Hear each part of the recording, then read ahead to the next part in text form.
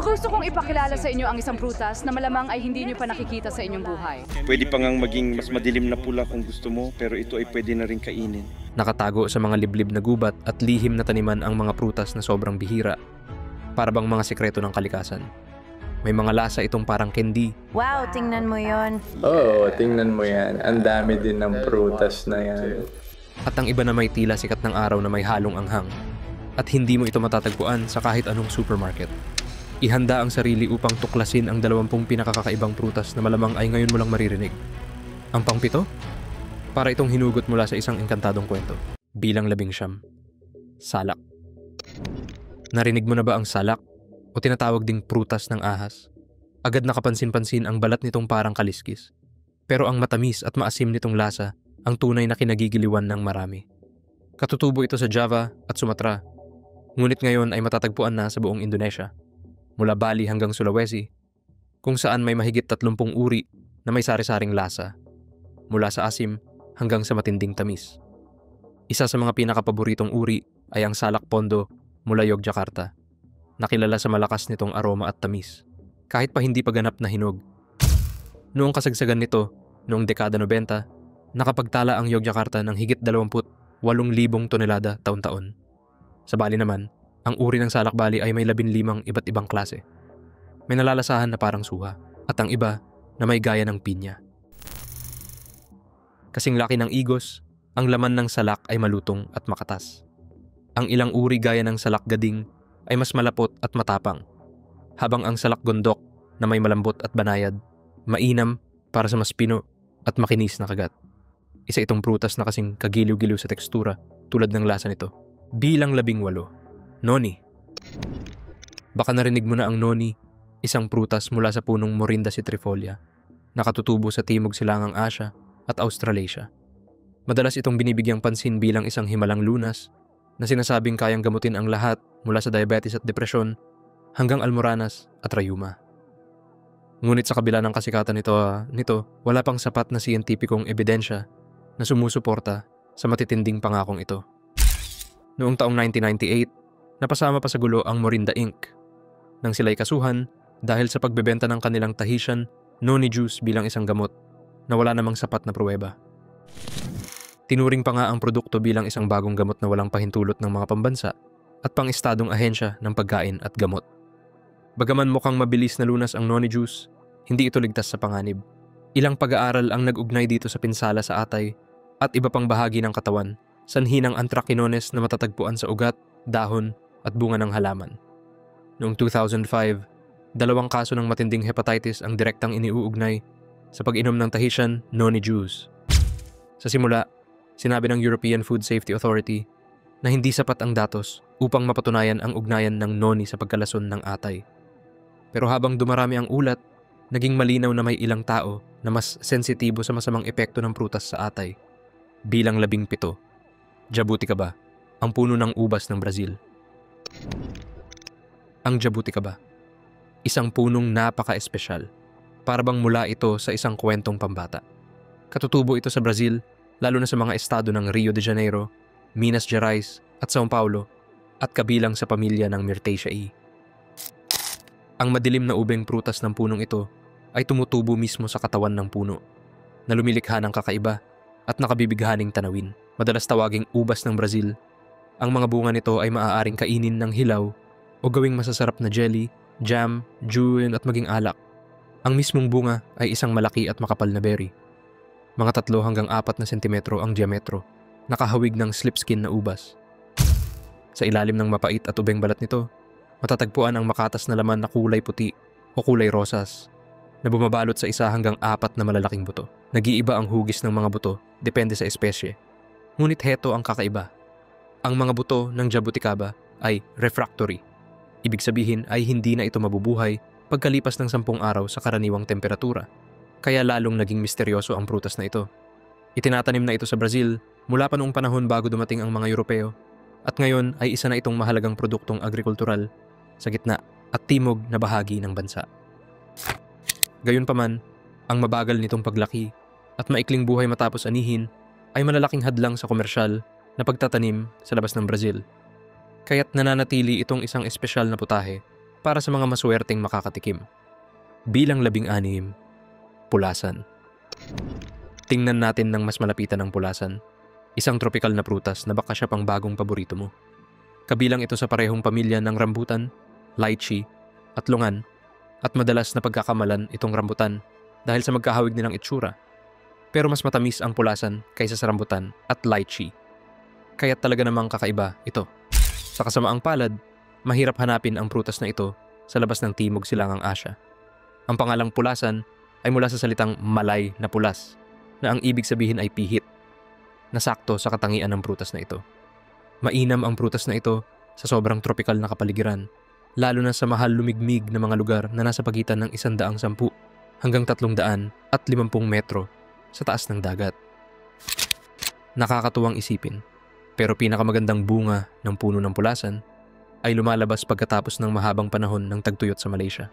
Ang bunga ay hugis itlog, may habang 5 hanggang 75 sentimetro, at may makapal at balat na parang balat ng hayop na kulay pula or maroon. Mayroon itong mapurol at konikal na tinik na humigit kumulang 1 sentimetro ang haba, na lalong nagpapatingkad sa kakaibang itsura nito. Sa loob, makikita ang makintab na puti o manilaw-nilaw na laman na kumakapit sa isang manipis na balot ng buto na kulay abong kayumanggi. At ang laman nito ay mas matamis pa kaysa sa rambutan. Ang buto ay kulay kayumangging mapusyaw at maaaring hugis itlog o pahaba na may sukat na 2 hanggang 35 sentimetro ang haba. Hindi tulad ng rambutan, walang mga makakating tinik ang pulasan kaya mas madaling hawakan. Ang laman ay makatas at masarap at madaling humihiwalay sa buto. At maniwala ka man o hindi, pwedeng kainin ang buto. At ang lasa nito'y parang almendras. Bilang 15, tamarilyo. Interesado ka bang malaman ang tungkol sa tamarilyo? Ang maliit na punong ito o palumpong ay namumunga ng kakaibang prutas na hugis itlog at puno ng lasa. Kabilang sa pamilya ng Solanaceae, nakilala rin bilang pamilya ng nightshade, ang tamarilyo ay isa ng paboritong prutas sa iba't ibang bahagi ng mundo, lalo na sa mga lugar tulad ng Peru, Colombia, New Zealand, Ecuador, Rwanda, Australia, at Estados Unidos. Katutubo sa Andes, ang mga tamarilyo ay itinatanim sa mga bansang tulad ng Ecuador, Colombia, Peru, Chile, Argentina, at Bolivia, kung saan ito ay karaniwang matatagpuan sa mga bakuran at taniman para sa lokal na konsumo. Orihinal na tinawag na tree tomato, pinalitan ito ng pangalan bilang tamarillo ng New Zealand Tree Tomato Promotions Council upang mapag-iba ito sa karaniwang kamatis at upang palakasin ang kakaibang dating nito. May iba't ibang kulay ang mga prutas na ito, mula dilaw at kahel hanggang pula at halos kulay ube, minsan ay may guhit na itim na patayo. Ang pulang tamarillo ay mas maasim at matapang ang lasa, habang ang dilaw at kahel ay mas matamis at mas presko. Matigas ang laman nito at hindi tulad ng karaniwang kamatis, mas malalaki at mas marami ang buto ng tamarillo. Bukod sa masarap, hitik din ang tamarillo sa bitamina at iron habang mababa sa calories. Isang masustansya at nakakabusog na pagpipilian. Bilang 14, starfruit carambola. Ang starfruit, nakilala rin bilang carambola, ay isang tropical na prutas na nagmula sa Timog Silangang Asya at kumalat na sa buong mundo, naging paborito sa mga lugar tulad ng Brazil, Caribbean, Timog Asya at maging sa Estados Unidos. Ang nagpapasikat sa starfruit ay ang matigas pero malutong nitong laman na puno ng katas ngunit walang hibla. Ang tekstura nito ay kahawig ng ubas, kaya't napaka-represkong kainin sa anumang oras ng araw. Ang susi sa tamang pagkain ng karambola ay tiyaking hinog ito. Kapag hinog na, kulay dilaw na ito na may bahagyang luntian. Kung mapitas ito bago tuluyang mahog, huwag mag-alala. Magiging dilaw din ito sa karaniwang temperatura, pero mananatili itong medyo maasim at hindi ganap na matamis. Sa kabilang banda, kung hahayaan naman itong sobra sa pagkahinog, magiging dilaw ito na may kayumangging batik at ang lasa ay magiging maplansa at hindi na kasing linamnam. Ang pinakamahusay na mga starfruit ay may banayad na tamis at bihirang lumampas sa 4% ang taglay na asukal na binabalanse ng kaunting asim na inihahalin tulad sa linamnam ng oxalic acid. Kakaiba ang lasa nito at mahirap ilarawan, pero madalas itong ikumpara sa halo ng mansanas, peras, ubas at citrus, lahat ng iyon sa isang prutas lang. bilang 13. Chalta Elephant Apple. Kilalanin ang chalta, na kilala rin bilang elephant apple, Dillenia indica, isang prutas na kasing kakaiba ng pangalan nito. Katutubo sa Timog Silangang Asya, matatagpuan ang halamang ito sa mga lugar tulad ng India, Bangladesh, at Sri Lanka. At umaabot ang saklaw nito hanggang sa Timog China, Vietnam, Thailand, Malaysia, at Indonesia. Sa Bangladesh, itinatanim ang chalta sa buong bansa at matagumpay itong tumutubo sa kagubatan ng Chittagong. Sa India, paborito ito sa mga tropical na rehiyon sa Hilaga, partikular sa Assam at Kolkata, at pati na rin sa mas tuyong mga bulubunduking lugar ng Bihar, Odisha, Karnataka, Andhra Pradesh, at Madhya Pradesh. Gayunpaman, iligal ang pamimitas ng chalta sa kagubatan sa India. At may magandang dahilan kung bakit. Paborito ito ng mga ligaw na elepante. Dahil dito, may mga naging matitinding engkwentro sa pagitan ng mga residente at mga elepante, lalo na sa paligid ng Kolkata, kung saan nakapasok na sa mga kabahayan ang mga dambuhalang hayop para lang maghanap ng makakain. Dahil sa labis na pamimitas ng mga lokal, ang puno ng chalta, na isang evergreen shrub o maliit na punong kahoy, ay kayang lumaki hanggang 15 metro ang taas. Ang malalapad at magaspang na dahon nito ay umaabot mula 15 hanggang 31 sentimetro ang haba. May halatang kulubot na tekstura at malalalim na ugat. Kapansin-pansin ang prutas nito na may 15 mga bahagi, carpels, at bawat isa ay may 5 buto na nakabalot sa masarap at makakain na laman. Bilang 12. Kupuachu. Isang prutas na pinagsasama ang linamnam ng tsokolate at ang natatanging lasa ng Amazon. Nakakaintriga, di ba? Ang kupuachu ay isang punong tropikal sa gubat na malapit na kamag-anak ng kakao. Katutubo ito sa hilagang bahagi ng Brazil at sa pinakagitna ng Amazon Basin, kung saan tumutubo ito sa mga lugar tulad ng Pará, Amazonas, Roraima, Acre, at Amapá.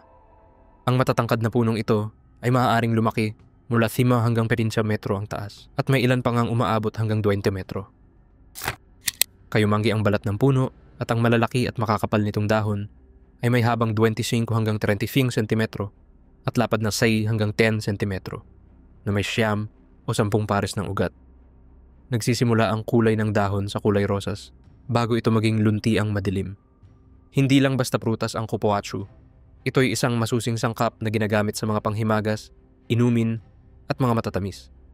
Sa katunayan, ginagamit ito bilang mas abot kaya at mas matibay sa init na alternatibo sa tsokolate. Pero ang tunay na mahika ay nasa mga buto. Ang kupulate, isang produktong galing sa mga butong ito, ay halos kahawig ng tsokolate sa tekstura at lasa. Sa isang punto, sinubukan pang ipatent ng kumpanyang Hapones na Asahi Foods ang paggamit ng taba mula sa buto ng kupuachu, ngunit hindi sila nagtagumpay. Bukod sa gamit sa pagkain, pinahahalagahan din ang kahoy ng kupuachu sa pagiging matibay at karaniwang ginagamit sa paggawa ng tabla na lalong nagpapadagdag sa kahusayan ng punong ito bilang 11. Akebia quinata. Isang halamang kasing versatile ng halimuyak nito. Kilalanin ang akebia na karaniwang tinatawag na chocolate vine. Katutubo sa Japan, China, at Korea, nakarating na rin ang palumpong na ito sa silangang bahagi ng Estados Unidos, kung saan naging invasive ito, kumalat mula Georgia hanggang Michigan hanggang Massachusetts.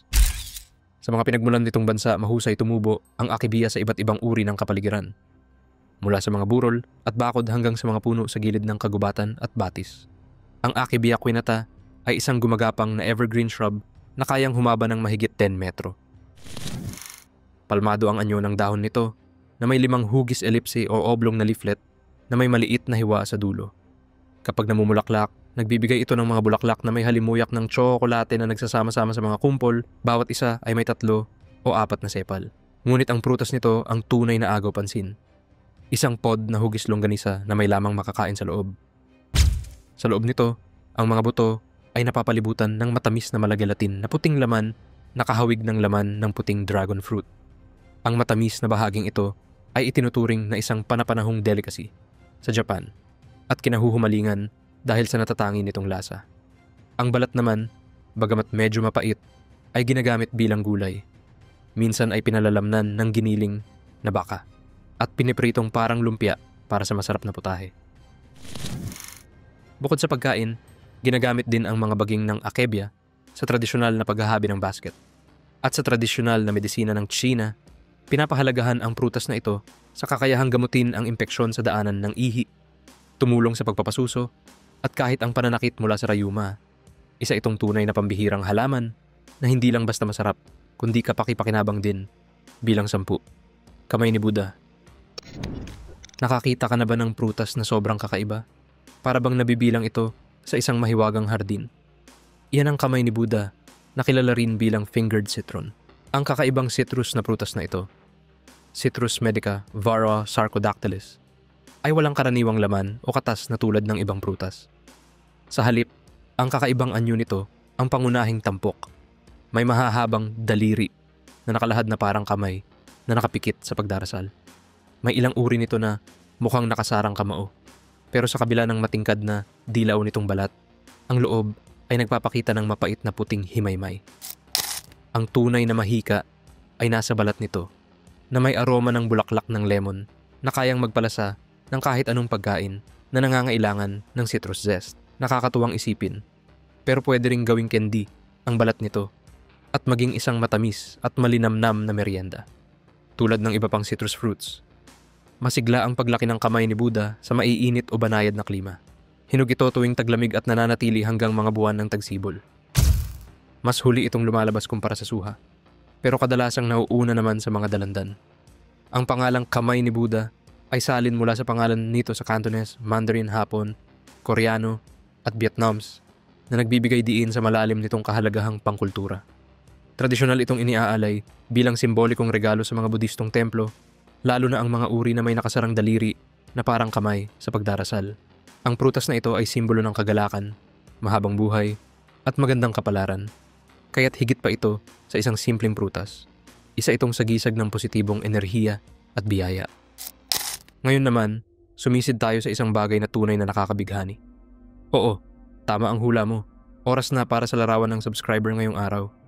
Sa isang bagong exhibit sa Exotic Plant Research Center, inilantad ng mga botanist ang koleksyon ng ilan sa mga pinakakakaibang prutas sa mundo. Bawat isa ay may nakakatawa at kagulat-gulat na anyo. Hindi napigilang humalakhak at mamangha ang mga bisita sa mga kakaibang espesimen na ito. Ang unang prutas na agaw pansin ay ang tinatawag na dragon tongue fruit. Sa mapulang balat nito na parang kaliskis, para itong hinugot mula sa bibig ng isang nilalang sa alamat. Siyempre, hindi na iwasan ng ilan na magbiro na mukhang kung ano pa man ang prutas na ito. Dahil sa kakaiba nitong hugis at tekstura, agad itong naging paborito ng maraming tao. Sumunod naman ang pinkhorn fruit. Sa malambot at pelus na balat nito na kulay rosas, kahawig ito ng sungay ng isang nilalang mula sa Pantasya, kaya't maraming nakatingin dito na may ngiti at kuryosidad. Ang panghuli at pinakamatindi ay ang black blob banana, isang pahabang maitim na prutas na balot ng malagkit at madulas na gel. Ang mala-alien nitong anyo ang pinag-usapan ng lahat. Ibinunyag ni Dr. Helen Ramirez, ang punong botanist, na hindi lang panlabas na anyo ang kakaiba sa mga prutas na ito. Puno rin daw ito ng natatanging lasa at pambihirang benepisyong pangkalusugan. Tinitiyak kong nakakakain ako ng isa sa mga ito araw-araw, anya. Handa ka bang subukan ang mga kababalaghang ito? Ano pa kaya ang mga kakaibang prutas na naghihintay matuklasan? Ipaalam sa amin sa comments gamit ang bilang siyam, wolfberry, goji berry, ang superfruit. Pag-usapan natin ang goji berries, na kilala rin bilang wolfberries. Ang makukulay at mapulang prutas na ito ay nagmula sa dalawang magkaugnay na species ng boxthorn mula sa nightshade family, ang Solanum, Lycium barbarum at Lycium chinense, at katutubo sa Asia. Mayaman sa kasaysayan sa tradisyonal na medisina ng China, Korea, at Hapon, ang goji berries ay ginagamit na sa loob ng libu-libong taon na umaabot pa sa ika-3 siglo sa panahong Kristiyano. Nitong mga nakaraang taon, lalo na mula noong 2000, biglang sumikat ang goji berries sa mga industrialisadong bansa, kung saan ito ay ibinebenta bilang health food at alternatibong gamot. Gayunpaman, marami sa mga claim na ito ay nananatiling hindi napapatunayan, at kung minsan ay labis ang pagpapasikat. Hindi laging itinuturing ang goji berries bilang pagkain para sa kalusugan. Noong dekada 1730, ipinakilala ito ni Duke of Argyll sa United Kingdom, kung saan ito ay pangunahing ginamit bilang bakod at ornamental na halaman. Noon lamang unang bahagi ng ika-21 siglo, nagsimulang magtanim ng goji berries sa komersyal na antas ang mga magsasaka sa Canada at Estados Unidos, dulot ng lumalaking demand para sa mga sariwang berries, juice, at mga produktong na proseso. Isa sa mga pinaka-ekstrang kwento na wala lang sapat na ebidensya tungkol sa goji berries ay ang alamat ni Li Qingyuan, isang Tsino na sinasabing araw-araw umanong kumain ng wolfberries at nabuhay ng hanggang 256 na taon. Bagaman marahil ito'y kathang-isip lamang, lalo nitong pinatibay ang reputasyon ng prutas bilang isang tunay na superfruit. Bilang 8. Longan, ang prutas ng mata ng dragon. Kilalanin ang punong longan, tropikal, misteryoso, at kabilang sa parehong pamilya ng lychee at rambutan. Ngunit bagamat magkaugnay sila, ang longan ay may mas banayad at hindi kasing bango na lasa. Isang payak na hiyas ng Asya. Katutubo ito sa mga tropikal na rehiyon ng China at Timog Silangang Asya. At ang pangalan ng prutas ay mula sa Cantonese, Longyan o mata ng dragon. Isang sulyap at maiintindihan mo na kung bakit. Kapag binalatan mo ito, makikita mo ang isang malakristal na bilog na may itim na buto sa gitna, na parang isang mata. Ang buto ay maliit, matigas, at makinang na parang pinakintab na enamel. Ang balat nitong kahawig ng kahoy ay madaling basagin kapag sariwa. Pisilin mo lang at lilitaw ang laman, parang buto ng sunflower. Pero kapag sumobra sa pagkababad sa tubig, lumalambot ang balat at nagiging masilan at mahirap paghiwalayin. Ang pagkahinog, klase at klima, lahat ito'y nakaapekto sa tekstura at lasa ng prutas. Kapag tama ang pagkahinog, sobrang sarap, matamis, makatas at malasa. Pero tandaan, ang buto at balat ay hindi kinakain. Ang longan ay isa ng sangkap na matatagpuan sa maraming lutuing Asyano. Ginagamit sa sopas, merienda, at panghimagas, sariwa, pinatuyo, o nasa sirup.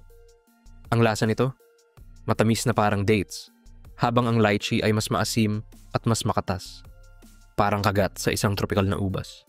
Bilang 7, langka, ang higanting prutas ng tropiko. Kilalanin ang langka, isang tunay na higante sa mundo ng mga prutas.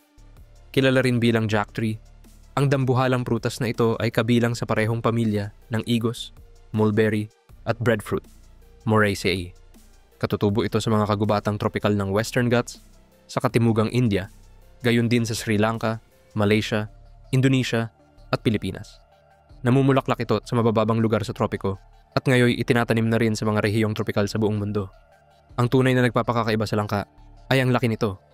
Ito ang pinakamalaking prutas na galing sa puno at maaaring tumimbang ng hanggang 55 kilo at umabot ng 90 cm ang haba at 50 cm ang diametro. Ang isang malusog na puno ng langka ay maaaring mamunga ng humigit kumulang 200 prutas kada taon at ang mga matatandang puno ay umaabot pa ng hanggang 500 bunga taon-taon. Ang hilaw na langka ay kasing interesante rin. Makakain ang makapal nitong laman at ang buong prutas ay binubuo ng daan-daan, kung hindi man libu-libong maliliit na bulaklak. Kapag hinog, matamis ang langka at karaniwan sa mga panghimagas. Pero ang hilaw o berdeng langka ang siyang nakapwesto sa maraming kusina. Kilala ito sa banayad nitong lasa at laman na kahawig ng karne, kaya't madalas tawagin na gulay na karne sa Timog at Timog Silangang Asya, isang sikat na alternatibo sa karne. Hinugman o hilaw, ang langka ay isang versatile at mahalagang sangkap sa napakaraming putahe. Bilang 6, chiko, ang matagal mabuhay na punong tropikal. Nakatikim ka na ba ng prutas na sobrang tamis at may lasa ng malt para bang kumakagat ka sa hinog na peras? Yun ang chiko. Isang tropikal na kayamanang isinilang sa luntiang mga lupain ng Timog Mexico at Caribbean. Pero ngayon matatagpuan na sa buong Timog Silangang Asya, mula Pilipinas hanggang Vietnam. Ang pangalan nito ay mula sa sinaunang salitang Nahuatl, Tzapotl, na napasalin sa Espanyol bilang zapote. Ang puno nito ay dambuhala, kung minsan ay umaabot ng higit sa 30 metro ang taas. Matibay ito, kayang tiisin ang malalakas na hangin at dumudugo ng malagkit na latex na tinatawag na chicle, na dati ay pangunahing sangkap ng chewing gum. Ang mga dahon nito ay makinang at berde, hugis patak ng luha. Ang maliliit nitong puting bulaklak ay kumikislap na parang kampanilya. Pero ang tunay na hiwaga ay nasa prutas. Kapag hilaw, matigas ito at naglalabas ng puting latex. Pero kapag hinog na, lumalambot ang balat, nawawala ang latex, at nagiging matamis, buhaghag, at malinamnam ang laman. Parang peras na niluto ng kalikasan sa asukal. Sa loob, may makikinis na itim na buto na nakapaloob sa kayumanggi o dilaw na laman. Hindi lang basta kinakain ng hilaw ang chiko. Ito'y kinagigiliwan sa mga lutuin sa iba't ibang panig ng mundo. Bilang 5, passion fruit, ang kakaibang paborito. Sunod ay isang prutas na may malalim na simbolismo at hitik sa tropical na lasa. Iyan ang passion fruit, na galing sa iba't ibang halaman sa genus na Passiflora. Ang pangalang passion fruit ay mula sa passion flower na pinangalanan mula sa Latin na genus na Passiflora.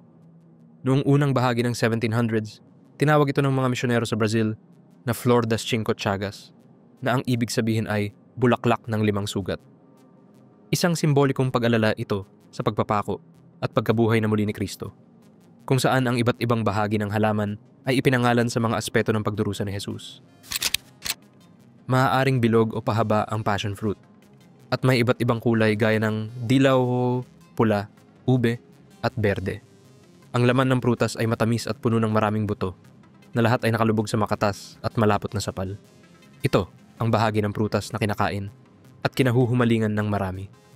Para makuha ang katas, pisilin lang ang prutas at hayaang dumaloy ang preskong nektar, isang pagsabog ng tropikal na sarap. Bilang 4, atis, ang matamis na paborito. Ipinapakilala ang atis, na kilala rin bilang sweet sap, isang prutas na kasintamis ng pangalan nito. Ang masarap na prutas na ito ay nagmula sa Annona squamosa, ang pinakamaraming itinatanim sa lahat ng species ng Annona. Katutubo sa mga tropical na rehiyon ng Amerika at West Indies. Dinala ito sa Asia ng mga mangangalakal na Kastila sa pamamagitan ng Manila galleons na dumadaong sa Pilipinas. Ang bunga ng atis ay karaniwang bilog o conical. May sukat mula 5 hanggang 10 cm ang diametro at 10 hanggang 10 cm ang haba at tumitimbang ng humigit kumulang 100 hanggang 240 gramo. Sa loob, makikita ang makintab na mga buto. Karaniwan ay 20 hanggang 40 bawat bunga na may kulay mula kayumanggi hanggang itim. Subalit sa Taiwan at Hong Kong, maaaring makatagpo ng uri na walang buto.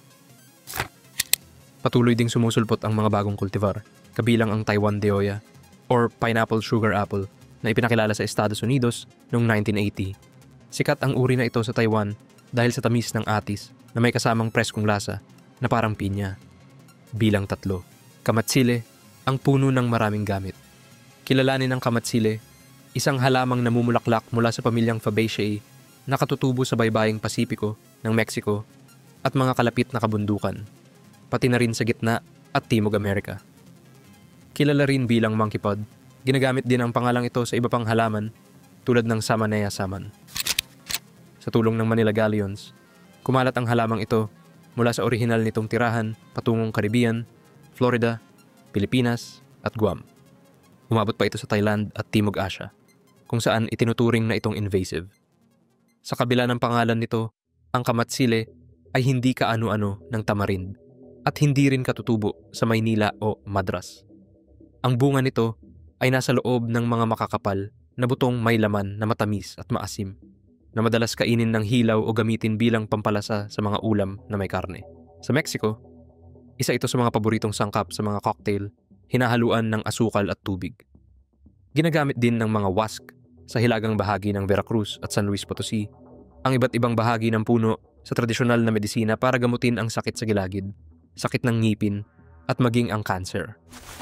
Bukod pa rito, ang dahon ng kamatsile, kapag ginawang pampahid na may kasamang alak, ay pinaniniwalaang nakatutulong sa bili at maaaring makaiwas sa abortion at pagkalaglag.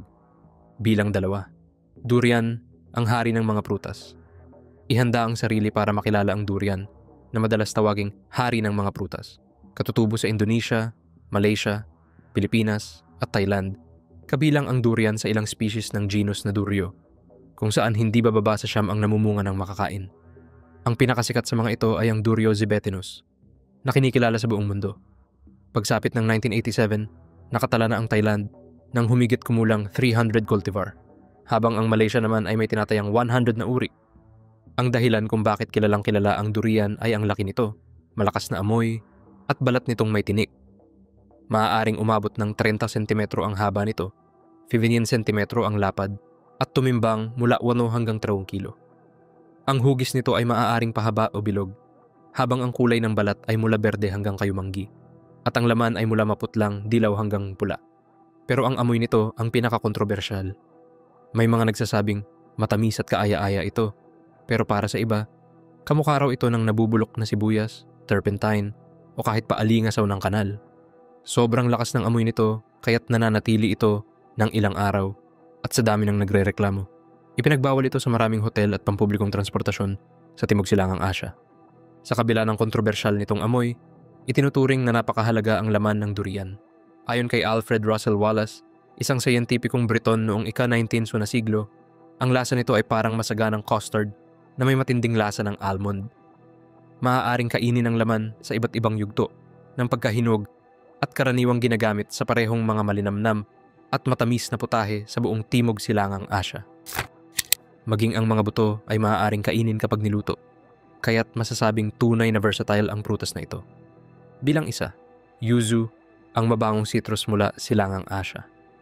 At sa huli, kilalanin natin ang prutas na parehong maasim at mabango. May kakaibang lasa na hindi mo pa mararanasan. Iyan ang yuzu. Ang natatanging citrus na ito, nakabilang sa pamilyang Rutaceae, ay pangunahing itinatanim sa Silangang Asya, ngunit kamakailan lamang ay kumalat na rin ito sa mga lugar tulad ng Australia, Spain, Italy at France. Pinaniniwala ang nagmula ito bilang hybrid ng Mandarin Orange, isang subspecies ng Citrus reticulata na tinatawag na Ichang papeda, at isa pang citrus mula sa gitnang China. May baluktot at makinis na balat. Ang yuzu ay kahawig ng maliit na grapefruit. Maaaring maging dilaw o berde ang kulay nito, depende sa pagkahinog, at karaniwang may diametro na mula 5.5 hanggang 7.5 sentimetro, ngunit may ilang umaabot sa laki ng grapefruit. Ang puno o palumpong ng yuzu ay maliit, ngunit puno ng karakter na may maraming malalaking, matutulis na tinik. Ang mga dahon nito ay malalapad at matinding mabango, nakahawig ng kaffir lime at Ichang papeda sa amoy.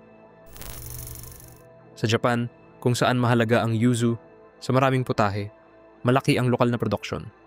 Katulad ng gamit ng lemon sa ibang lutuin, ang balat, zest, at katas ng yuzu ay pangunahing sangkap sa lutuing Hapones. Ang lasa ng yuzu ay maasim at mabango, na may matapang na hint ng grapefruit na may halong banayad na lasa ng Mandarin Orange. Hindi na nakapagtataka kung bakit ang citrus na ito ay unti-unting nagiging paborito sa mga kusina sa buong mundo. Alin sa mga prutas na ito ang gusto mong hanapin at tikman?